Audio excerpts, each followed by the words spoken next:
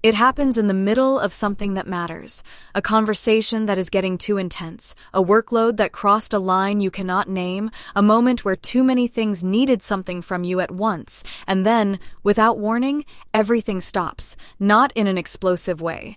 Not a breakdown, just a kind of flatness, a going blank, like someone turned a dial and reduced you to the lowest possible setting. You can see what needs to be done. You just cannot make yourself do it. You can hear the conversation. You just cannot fully enter it. Your body is in the room. The rest of you is somewhere else entirely. And the worst part is not the shutdown itself. The worst part is watching it happen and being completely unable to interrupt it. Like a passenger in your own experience, waiting for it to pass. Maybe you have heard the names before. Dramatic, lazy, checked out, unable to handle pressure. You have probably heard some version of this your whole life. Pull yourself together. You tell yourself everyone else seems to manage. You do not understand why you are the one who stops. If you are too overwhelmed to function, maybe this is not the right environment for you, and because the shutdown looks from the outside like a choice, you eventually start to believe it might be. Maybe you are weak. Maybe you cannot handle what other people can. Maybe there is something fundamentally fragile about your nervous system that does not exist in everyone else. You have probably spent years apologizing for it, pushing through it, hating yourself for the moments when pushing through did not work. But the diagnosis is wrong. What is happening inside you is not weakness. It is engineering. Your nervous system is not fragile. It is not broken. And it is not shutting down because you are unable to cope. It is shutting down because it is doing exactly what it was designed to do. Think about what happens in a building when the electrical load becomes too high. The circuit breaker trips, not because the system has failed, because the system is working. The circuit breaker exists for one purpose, to prevent damage that would be far worse than the temporary loss of power. It does not care whether the moment is convenient. It does not care whether you need the lights on. It trips because tripping is smarter than the alternative. Your nervous system has the same mechanism. When the load exceeds what the system can safely process, something trips, not as a failure, as a protection. The shutdown is not you breaking. The shutdown is your circuit breaker doing its job. And today we are going to look at the neuroscience behind why this happens, why some people's systems trip earlier than others, and how to work with the breaker instead of fighting it. One influential framework for understanding this comes from neuroscientist Stephen Porges. Porges called it Polyvagal Theory. The theory describes how the autonomic nervous system, the part of your nervous system that operates below conscious control, responds to threat and safety. Most people know about two states of the nervous system: fight, where the system mobilizes energy to confront a threat, and flight, where the system mobilizes energy to escape one. But Porges identified a third state, one that is older and more primitive than fight or flight. Polyvagal theory suggests that some shutdown experiences may involve what Porges called the dorsal vagal response, and it may be exactly what you experience when you go flat. In this framework, the dorsal vagal response is the nervous system's last resort. When the threat is assessed as too overwhelming for fight or flight to manage, the system does not escalate.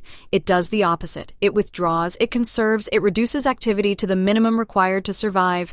You go flat, you go blank, you become the passenger in your own experience. This is not a psychological weakness. This is the oldest, most deeply conserved survival mechanism in your nervous system. It is the response that kept your ancestors alive in moments where fighting or running was not an option, where the only viable strategy was to disappear, to become as small and still as possible, and to wait. You are not dramatic. You are running one of the oldest survival programs your nervous system has. The second concept is what psychiatrist Dan Siegel called the window of tolerance. The window of tolerance describes the zone within which your nervous system can function effectively. When you are inside the window, you can feel, think, respond, and engage. Input comes in and you can process it, but every nervous system has edges. An upper edge, where activation becomes too high and the system tips into fight or flight, and a lower edge, where activation drops too low and the system tips into shutdown.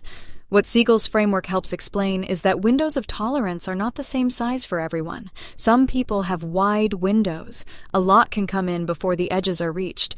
Other people, particularly those with high sensory sensitivity or a history of stress, can have narrower windows. Their edges are closer. The same level of input that sits comfortably inside someone else's window can push you past the lower edge and into shutdown. This is not fragility. This is a difference in the nervous system's calibration, and calibration is not character. The third piece is understanding what is actually happening in your body during a shutdown. Researchers often distinguish between two states that people sometimes group together under the word freeze. The first is a high arousal immobility. Think of a deer caught in headlights. The body stops moving, but internally the system is still running hot. Heart rate elevated, muscles tensed, the engine revving even though the brakes are locked.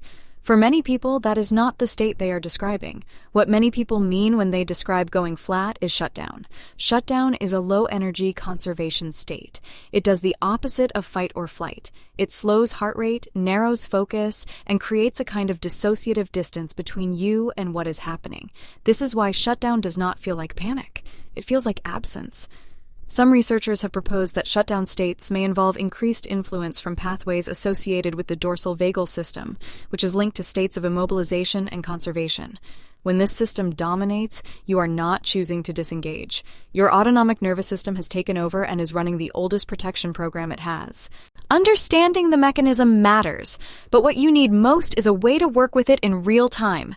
These 3 tools help you recognize the shutdown earlier, move through it more effectively, and reduce how often it reaches the point of full circuit trip. The first tool is called the window check.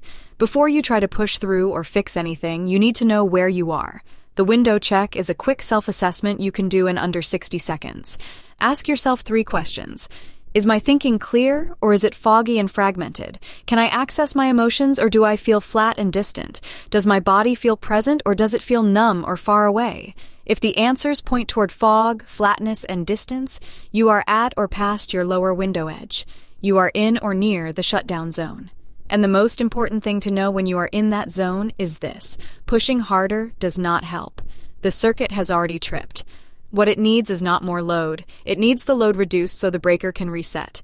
The second tool is called the gentle on-ramp.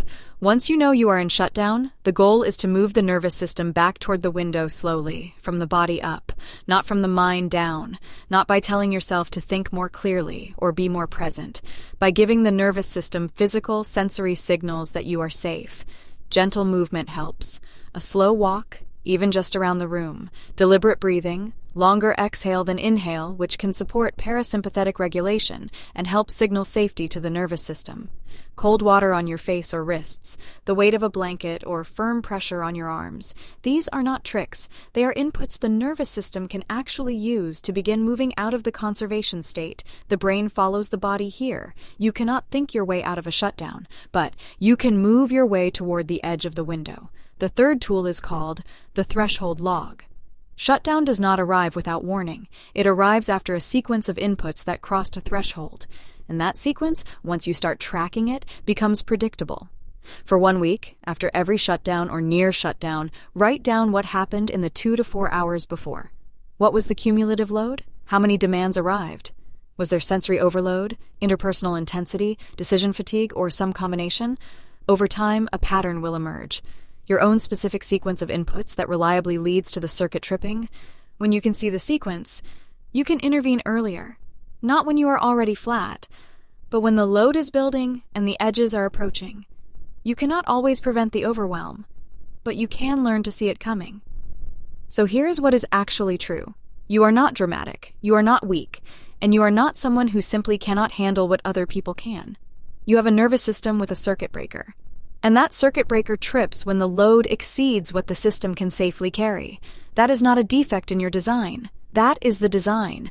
A system without a breaker does not stay online longer. It burns out. Run the window check, use the gentle on-ramp, keep the threshold log. And the next time everything goes flat and blank in the middle of something that matters, take a breath and let the shame go. A circuit breaker is not evidence that a system is weak. It is evidence that the system was designed to survive. You did not break. You tripped a breaker. And breakers exist precisely because they are smarter than the alternative. Now, if you found yourself watching this and recognizing that the overwhelm is not just about too much input, but about a deeper feeling that you are somehow less capable than the people around you, that is exactly what the next video on your screen is about, because the fraud feeling and the shutdown often come from the same place, a nervous system that is working harder than anyone around you knows. Click this video right here. I will see you over there.